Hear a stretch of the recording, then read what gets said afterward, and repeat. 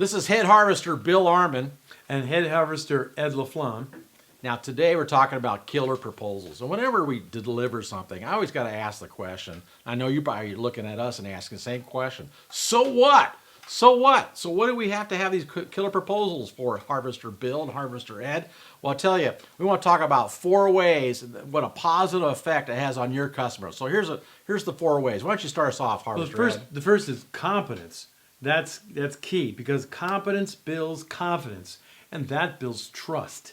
And when you can do that with a great proposal, that trust is what's needed for the customer to make the decision to give you the job and not the competitor. That's number 1, Bill. Wow, that's a good one. Okay, here's the second one.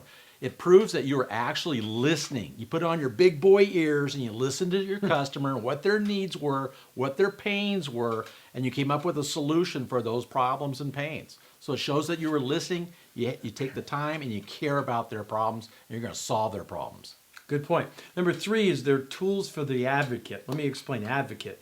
That's the person you're talking to. Sometimes in commercial situations and even residential, your advocate is the person you're directly talking with. Now, in a commercial sense, many times that you'll never meet the decision maker, okay? So it's important that you have a killer proposal so that the person you're talking to can show that to their boss, and the boss is going to be judging you by that proposal, what they see in their hands. It's as simple as that. And of course, what the advocate sees and the impression that's been that they formed in their mind. In a residential situation, you might be talking to the husband or the wife, and if that situation, it's the same thing.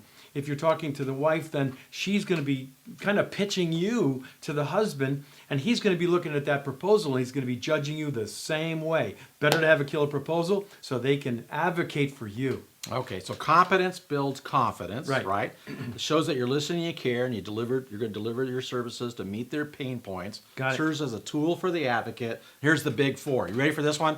It differentiates you from your competition. A killer proposal will put so much space between you and your competition, it'll be goofy. I mean, it'll be awesome. So get a killer proposal, get it on board. We've seen so many proposals and they look very similar, don't they? Get a big stack of them, very similar. Killer proposals aren't similar. They differentiate yourself from your competition.